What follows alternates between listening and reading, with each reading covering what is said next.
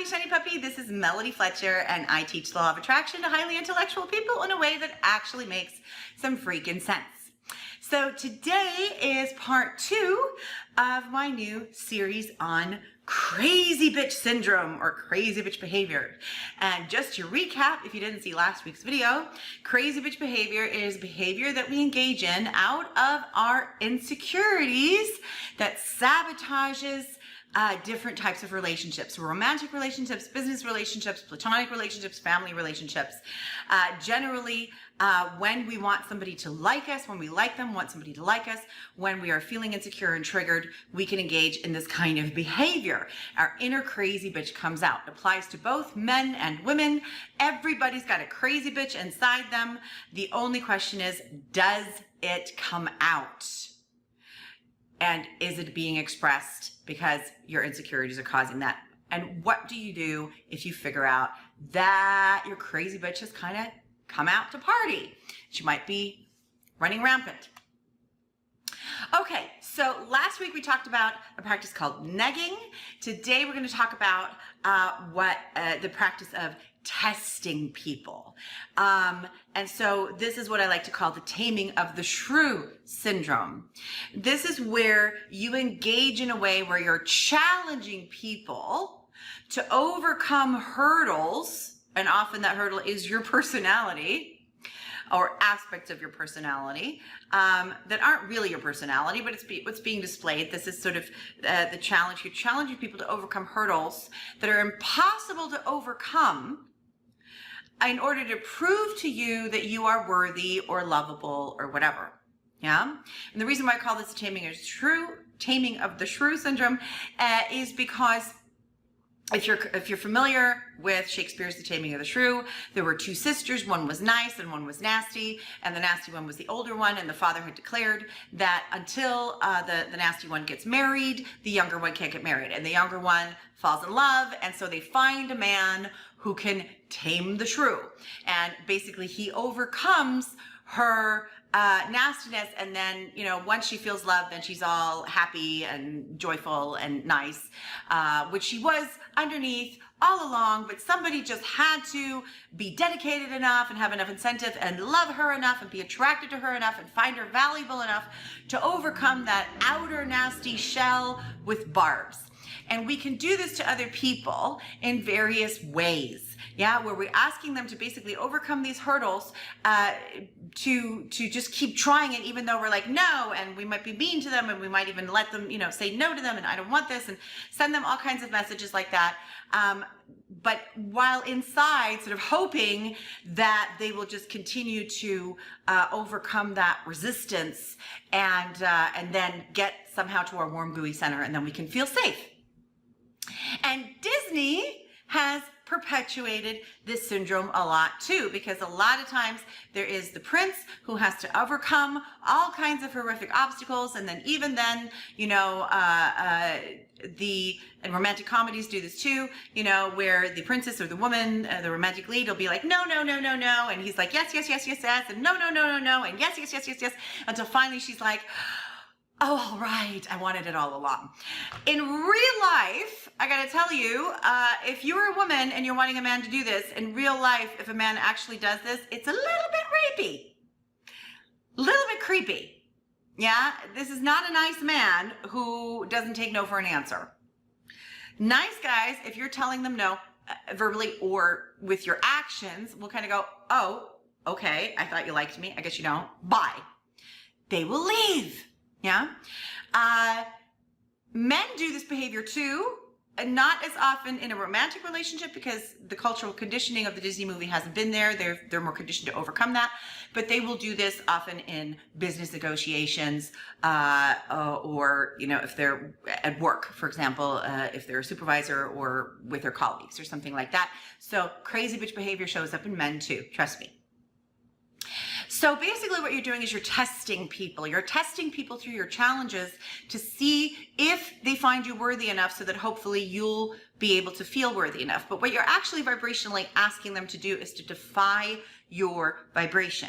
You're asking them to give you a manifestation of something that you are not willing to become a match to first. And that is never, ever, ever, ever going to work. So as I said last week, when you engage in this crazy bitch behavior, you ensure that you're never going to get what you want. Yeah? So here's some examples of crazy bitch behavior in the, testing or the taming or the shrew variety. You may ask somebody to read your mind. You're not going to tell them what you want, not going to give them any indication of it, and you're going to see them not giving you what you want as a refusal to give you what you want, because obviously they know what, they're clairvoyant, right? They know what you want. And then you're going to get mad at them, you're going to blame them, yeah, for not giving you what you want. Ever had that experience? Again, this happens in romantic relationships, and it happens at work as well. Happens in a lot of families too. Yeah. So, it also happens when you're trying to manipulate people into giving you what you want, by not asking. But, it's sort of the most blatant example I have is, you're walking with a heavy box and you're walking past someone and you're all like, this is so heavy. Oh my God, it's so heavy. I wish somebody would help me with this. It's so heavy. Yeah. And then you're sort of hoping that they'll go, oh my gosh, I'm a terrible person for not offering sooner. Let me help you. Don't do that to me, by the way, because I will let you walk on by. If you don't actually ask me for help, I'm not giving it to you because I don't feed your crazy. So if you have family members that do that, stop feeding their crazy. It doesn't help. Okay, so if you are a person who's engaging in this kind of behavior where you're testing people, again, the key to stopping all this behavior, the first key is always to become aware that you are doing it. Aware that you are testing people, that you're challenging them, that you're asking them to overcome your vibration. You're asking them to prove to you that you're worthy enough and likable enough and lovable enough through their action that you can then go ahead and feel that way. Again, that's never going to work. So if you're testing people like this, just stop it. And what do you do instead? You become aware through work on yourself of what it is that you actually want, and you ask for it. And again, you can do this in your own head in the privacy of your home at first, so you can pretend that the other person is there and replay some scenarios and just practice asking for it. And it will be scary as hell the first couple times that you do it, but it will also be very enlightening, because when you actually ask people for help, very few of them will say no. Other people love to help. You love to help other people. Yeah? And so it feels good to be able to give somebody something that genuinely helps them. This is not the same thing as taking advantage, which means that taking advantage is usually manipulating somebody into doing something whether they want to or not. When you're asking somebody, you give them a chance to say no. Now, if this is a person who is equally sort of dysfunctional, then they might not feel like they have the ability to say no, but that is not your problem. Yeah. And then that is probably a person that maybe you don't want to engage with that much anymore, because it is going to be an imbalanced relationship. And it's not going to feel really good to you. Yeah. But practice asking for help, even practice asking for small things. Hey, can you help me carry this? Hey, not necessarily, hey, can you help me move on Saturday? But hey, can you give me a quick ride, or can you maybe just listen to me for 5 minutes? Or hey, how about this one? Can you just give me a hug? Because that's what I really need right now. Yeah? I just need a shoulder to cry on, or whatever. And if you have a partner in your life and you're not used to communicating with them this way, and then you do it, watch what happens. 99% of the time, they're going to be super grateful. The other percent of the time, they're going to be so shocked that they'll just freeze. They won't know what to do. But usually they're very grateful. People are grateful when you tell them what you need from them, as long as that there's a clarity. And of course, the fear is, the reason why we do any of this shit, is that they won't do it.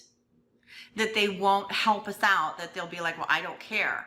But here's the problem with the taming of the Shrew Syndrome, with this testing behavior, is if you're engaging in that, you are guaranteeing that you're not going to get what you want. So if you start asking for what you want and asking for what you need, you at least have a chance to get it versus no chance. Yeah? And so, but the beautiful thing is, I'm telling you, a lot of the time people will say yes. And if they do say no, it usually has nothing to do with you. It has to do with they truly don't have time to do it. They don't have the resources. They don't want to, but it has nothing to do with your value and your worth. And your value and your worth, your feelings of value and worthiness will increase a great deal as you engage in behaviors that start to foster that worthiness, which means feeling worthy enough to at least ask the question. Do it even if you're really uncomfortable. Practice it at home. Yeah, until it feels a little bit more comfortable. Start shoring up a little bit more energy on that. And then start with small things. You know, I started this probably when I was 19 years old. I had the big epiphany that I was challenging people and making them jump through hoops that were impossible. And I was absolutely blown away the first time that I asked somebody something for something and they said yes. And I went, this was an option all along? What? It just blew me away.